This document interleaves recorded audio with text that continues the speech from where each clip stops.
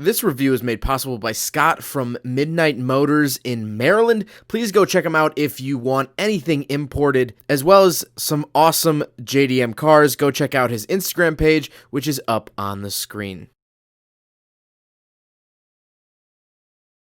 Alright, what's up guys? My name is Zach, and today I'm driving a couple Honda Todays. So, the way that this video is going to work is I'm actually going to be driving 3 different Honda Todays today. And so I'm going to compare and contrast the different trim levels, a couple different years, a couple different engines. And so, if you'll notice in the description, as well as on the YouTube player, you can skip around to the different vehicles. So, first up, we're in a 1990 Honda Today Season. Up front is a 656cc 3-cylinder engine, and down below is a 5-speed manual transmission.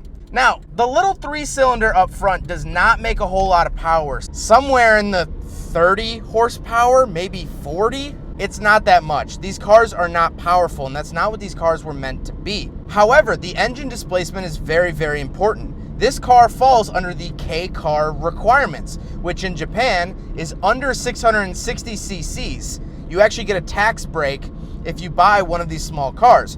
Parking is cheaper, insurance is cheaper, and you don't pay a gas guzzler tax. So this is called a K car, and they're very, very popular in Japan because Japan is very crowded, and the less space you could take up, the better. And let me tell you, this thing takes up no space at all. Like I said, paired to it is a 5-speed manual transmission. All of the Todays that I'm gonna be driving are manual, although there was an automatic offered. It's nice and easy to get into gear. However, the clutch is so ridiculously light. If I was wearing a thicker shoe, I wouldn't think anything was there. That's how light the clutch is. It's really, really interesting. It takes a little bit of getting used to. The pedals are very, very small. The shifter's very small. However, you end up getting used to it. It is what it is. Last but not least, this particular Honda Today, which is the only one that I'm driving like this, is all-wheel drive. It actually has real-time all-wheel drive on board. So most of the time it is going to be sitting in front-wheel drive. Like right now, we're just cruising along in the Maryland forests and we're in front-wheel drive. It is what it is. But if it senses the rear end slipping, it's gonna kick in to 4-wheel drive. So that is nice that the Season actually gets 4-wheel drive options, which is very, very nice. And this is what really sets it apart from other Todays. However, there are a couple more things we'll talk about. So, with that out of the way, let's talk about the interior. Well, in front of me, I have 3 gauges. On the far left is my coolant temperature, then I have my speedometer, then I have my fuel. I don't get a tachometer in the 1990 Season. In front of the gauges, I do have a defroster button, and on the steering wheel, I have a little logo for my real-time 4-wheel drive. However, there's nothing else on the steering wheel. To the right of me, I have a coin holder, and on the door, I have my crank windows and manual locks. Moving into the center, I do have these cup holders. These are not factory, but they're very, very popular in Japan. This is a very popular aftermarket cup holder for Japan. Down below that, heating and cooling. This car does come with AC from the factory. However, it's not currently working in this particular Today, but it had it from the factory, and that's really, really neat. Then I have my pretty standard radio, auto reversing tape deck, things like that. Nice little ashtray and a cigarette lighter, of course. Now, like I said, the shifter's nice and thin, tiny, fits in my hand real well. And then I have the parking brake. Now, the seats are nice and comfortable. I don't know what this design is on them, but I like it. And yes, they're very economy, very basic seats. However, they're still comfortable. My back isn't getting broken on these bumps, so take what I can get. However, all of the Todays do have back seats, but there's slight differences between them. So we'll hop in the 1990 Today Season's back seats, which are going to be the best, and I'll do a little backseat review. So I'm in the back of the 1990 Honda Today Season, and this is not the best, not also the worst. I do have these little cubbies in the side. Scott seems to have a umbrella in one of these. You know, if you had kids in Japan, they would fit back here. This is, you know, brand new. This was a $7,000 car back in 1990. So this isn't, you know, this isn't supposed to be a BMW 7 Series back here. And it definitely isn't. However, you can fit people back here, and that's all that really matters. If you'll notice, the back seat from the outside is actually towards the rear of the window. It's pretty far back. In the other Honda Todays, That's not quite the case, and we'll talk about that when we switch over to those next cars. So this is the furthest back they put the seats. However, I'll walk around and show you guys the trunk real quick. It does have a privacy cover, and it still does have a trunk. So we're on the back of the Honda Today season.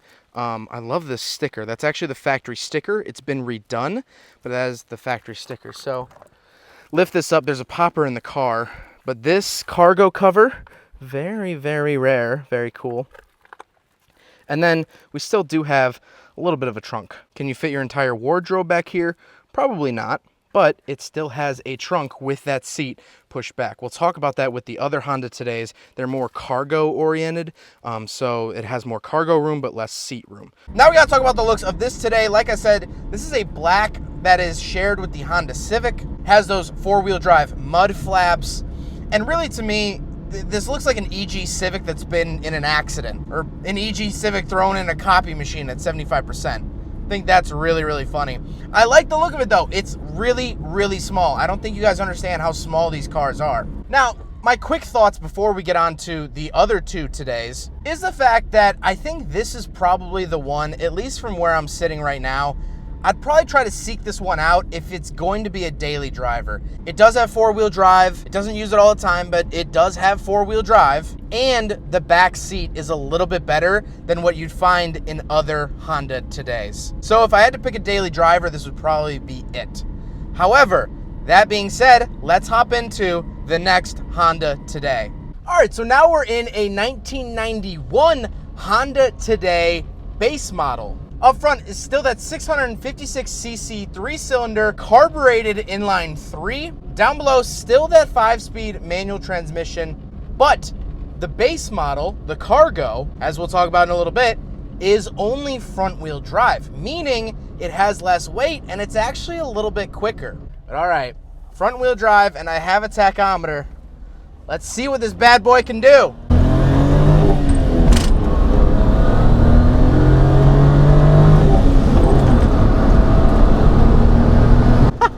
Well, first through third, it's not fast, but it's peppy, it's a little go-karty, it's economy, but also it's just this little chipper, it's just kind of bouncing along, and I really like that. But let's get into some of the differences which are in the interior. Well, in front of me, I actually have 4 gauges this time. I have a tachometer on the left, speedometer on the right, and then my coolant and fuel have been moved to the bottom left, as opposed to on the either side of the speedometer, like in the season that we just drove. I love the fact that I get a tachometer. I can actually tell what I'm revving the vehicle to. It just gives me that peace of mind. 7,000 RPM red line out of that little 3-cylinder carbureted motor. I really, really love that. The tachometer is a huge game changer for me. Bottom left of the gauge cluster, I have the defroster button, just like in the season. My steering wheel doesn't have anything on it, and of course, just the Honda logo this time, no 4-wheel drive. To the right of me, I have my coin holder. I have an added 12-volt outlet, and on the door, of course, I have my manual locks and manual windows. In the center, I have a different aftermarket cup holder. Again, very Japanese. Then I have my 2 climate control vents. Now this car did not come with AC from the factory. It has a little cold bar, blue, whatever, but it's not factory AC. The base model did not get AC. Then down below that, this is not the factory radio. This is actually a radio out of a 90s era USDM Honda Civic. So then you can actually get American channels here. These Japanese cars that were only ever sold in Japan, their radios pick up different frequencies than what we broadcast here in America. So if you buy a car from Japan, send it to the US, you're probably going to have to put a new radio into it if you want to listen to our channels. Then we have the shifter, same as the season. However, this feels good. The shifter feels good. The clutch is still super light, but the shifter feels good. And the reason I point out that the shifter feels so good is the fact that this car, this one, has 219,000 kilometers on it. I'll put the mileage, what that conversion is, up on the screen, but this has 219,000 kilometers on it, and the shifter still feels good. It still feels like a solid shifter. I know what gear I'm going in, and that's what I love about Honda shifters. There's going to be an apocalypse the day after tomorrow, Mad Max, and you're going to be able to get into a Honda after all of that, and the shifter is going to feel mint. And I absolutely love that about their vehicles. Now, the seats in here are a light gray. This whole interior actually is a light gray. Really reminds me of the US Civics that we got here in the States. Anytime I think of 90s Honda, I just think of gray interiors, and this certainly has that. But the seats are the same sort of level of comfort as the today's season. However, the back seats are different. The back seats in this car are actually moved up a little bit to accommodate the cargo. So let's do a back seat review as well as a cargo space review. Okay, I'm in the back seat. My right leg isn't even in the car. I, a big American boy, will not fit back here. If you have very tiny children, sure. Or if you want to put your backpack back here, sure. It's not going to work for many other things other than that. However, the reasoning for that is, like I said, these seats are pushed up further forward. Let's talk about the cargo space, because this is actually technically the cargo model. So we're on the back of the 91. And first of all, right here, I don't know if you can read that, 200 kilograms. That is how much, that is the limit of what you're supposed to be able to carry in this vehicle. Cargo vehicles get this sort of rating. And so, as you'll notice, this is my tripod. I'll take this out. The seats are pushed further forward and can actually be folded down. So this was used as a cargo vehicle. How much can it carry? Well, it can barely hold what I'm going to eat for lunch. It's not a very big cargo vehicle, but this is the cargo version, which is nice. Actually, if you fold these seats down, you have a pretty large area. You could curl up and take a nap back here if you really wanted to. There, look at that. Look at all that space. See, this is a huge advantage of the cargo. Now we gotta talk about the looks. This one is blue. You know, the sun hasn't been nice to this car over the last 30 some years, whatever. So it is a little bit faded. However, I like the look of it.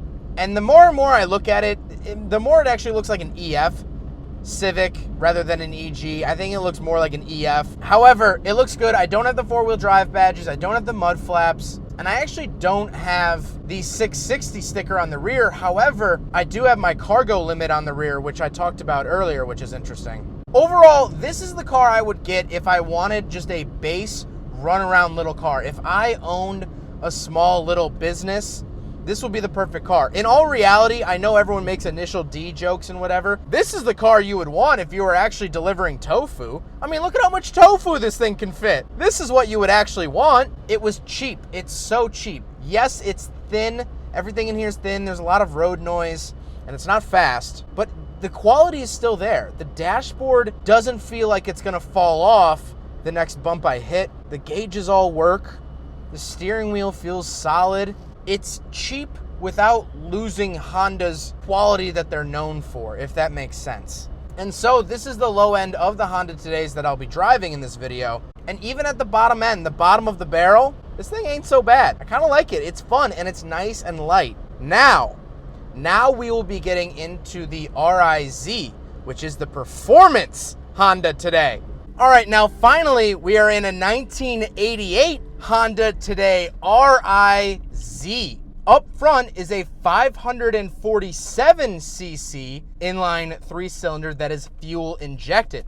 The last two cars had bigger displacement, but they were electronically carbureted. This is a true fuel injected 3-cylinder, making somewhere in the 40s for horsepower. Now, that might not seem like a lot, of course, for a performance version. The RIZ is the performance version of the Honda Today. Now, it is a smaller displacement, and that's not because it's fuel injected. It's actually smaller displacement because the rules for K cars used to be more restrictive. They used to allow for under 600. Later on, they moved it up to the 660, which the two other Honda Todays that I drove followed those rules. This is made in the late 80s, so it had to follow different rules.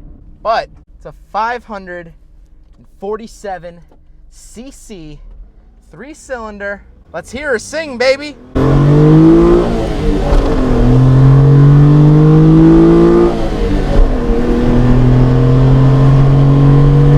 You know, it sounds like a D series. It sounds like a Honda. It drives like one, it feels like one.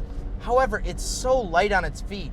Part of the RIZ did also get coil springs in the rear, which is very, very nice. It handles a little bit better. Paired to it is a 5-speed manual transmission like the other ones. However, I do want to reiterate that an automatic Honda Today was available. Now, last but not least, about the drivetrain of the RIZ is the fact that this is still the front-wheel drive. This is not the four-wheel drive like we saw in the Honda Today season. So, like I said earlier, it keeps the weight down. This is light. It's light, light, light. Low power, but light. So let's talk about the interior of the RIZ. Well, in front of me, I have the same 4 gauges that were found in the 1991. My tachometer is on the left, speedometer on the right, and then coolant temperature and fuel at the bottom left. My steering wheel doesn't have any buttons on it. However, it is slightly different from the 91 base model, just in terms of looks. Bottom left of the gauge cluster, I do have my defroster switch, same as all the other Todays. And to the right of me, like every other Today, coin holder on the door, crank for the window, and manual locks. Moving into the center, up on the dashboard, I actually do have a digital clock. This was absent in the 2 last Honda Todays I just drove. Very, very nice, very reminiscent of, again, 90s Accords, Civics, sort of things like that. Very, very nice feature. Climate control vents, heating and AC controls, nothing really too crazy. And then my standard Honda radio, again, nothing too crazy there. The same as the 2 previous Todays, the glove box opens from the top and bottom. Very, very nice. Same ashtray and cigarette lighter we found in the last 2 cars. And then the shifter actually gets like a console around it and a nice leather shift boot. Doesn't really matter that much, but this transmission is noticeably stiffer to get into gear than the last 2 have been. Just something interesting. Now the seats are 2-tone, really almost 3-tone. They're this gray, blue, and then this red stripe that goes across it. I really, really like that. But speaking of seats, let's do a backseat review because this is actually more towards the cargo model than the season. I'll talk about that now. All right, so I'm not going to put myself through the torture of actually trying to get back in the back seats again. You guys just saw that a couple minutes ago. However, something I wanted to point out about the back seats is the fact that this RIZ, the performance version, is actually based off of the base model. So it actually still has that cargo sticker on the back. We'll take a look at that in a second. The seats are moved forward. It's light. They took the base model and gave it a couple performance parts. They didn't take a top trim one. This doesn't have 4-wheel drive, doesn't have the more spacious back seats or the cargo cover or the nice speaker system or the holders back there for your umbrella. None of that. They took a base model, made it sporty. But we will still take a look at the hatch. So one interesting thing to note about this hatch as opposed to the 2 other ones that I've driven today is that there's actually a button on the back here to lift up. There's no interior trunk release. So, like I just mentioned, this is still the kilogram rating because it's technically a cargo vehicle. However, RIZ performance. Pretty much the same as the last one. I'll try to get it to expose nicer. Not really much to see back here. I really just wanted to point out the fact that this is a cargo model with the performance. Also, I think this is hilarious. It's a 12-valve motor, which is fine, but it says 4 valves, 3 cylinders. It has to make that distinction of how the math adds up. It's not a 3-valve per cylinder, 4-cylinder. It's a 4-valve per cylinder, 3-cylinder. Important distinction. And then the looks. I love the white of the Honda Today RIZ. It has the RIZ badging. It has lettering down the side, so you know it's a performance vehicle that Honda has made. I don't know why Honda loves writing stuff on the side of their performance vehicles. They used to write VTEC in huge font on their Civic SIs from the mid-2000s. Overall, this reminds me of like a Suzuki Alto, which is something that this car competed with. And unfortunately, I haven't driven an Alto yet. However, there was one for sale and I used to oogle over it in my neighborhood. But overall, this is the RIZ. This is the performance version. And looking at the Honda Today on paper, making a performance version of the Honda Today is kind of like making a spicy lollipop. It doesn't really make sense on paper and kind of raises the question of, why would you do that? However, this car is so light, so fun. The fuel-injected engine makes a little bit more power. It's also, from what I read online, it's a lot friendlier on the highway. It's not screaming as much. However, you're still going to be screaming on the highway. You're not getting away from that. 8,000 RPM red line. Woo! Did I squeal tire a little bit in a Honda Today? Today I did. And so, I'll give my final thoughts on the Honda Todays in general, all 3 of them. And so I've been driving them the last couple of hours, and this is what I think. These cars are cheap, entry-level base cars that you'd find in Japan. They were originally built to conform to the K-car requirements, so you'd get a tax break, so you wouldn't pay as much to register it, you wouldn't pay as much to maintain it, but they made something really, really good. And the reason I say it's really good is because I've driven other small economy cars from the 80s and 90s. Like I keep mentioning, the Yugo. The Yugo's a bad car, but this is a good car. Nothing in here is rattling and squeaking or beeping at me. Yeah, I get a lot of road noise in here, but that's just because this thing is paper thin. This car really should be more registered as an article of clothing for me than a form of transportation. However, there's so many different flavors of the Honda today that it makes this car an absolute joy, and I think these are really underappreciated Japanese imports. You can find these for not that expensive, and I beg you, I urge you to look into these. They're great on gas, they're fun to drive, they're easy to maintain. They're Hondas, they don't have issues. What's an issue? It doesn't exist for these cars, and I really, really like that. Huge thank you, huge, enormous thank you to Scott for letting me take out his 3 Honda Todays. He does have an Instagram. I'm leaving it up on the screen. He's imported a bunch of different cars, and if you're a fan of the channel, you're gonna see more of those cars soon. And so please go check out his Instagram. He has tons of cool Japanese stuff all the time, and he was gracious enough to not only let me drive these cars, but some more of his collection, which is going to be super, super exciting. But I hope you guys enjoyed the video. I hope you guys learned something about the Honda Today, a car that until just now I had never seen before. So I hope you guys enjoyed it, and I hope you guys learned something.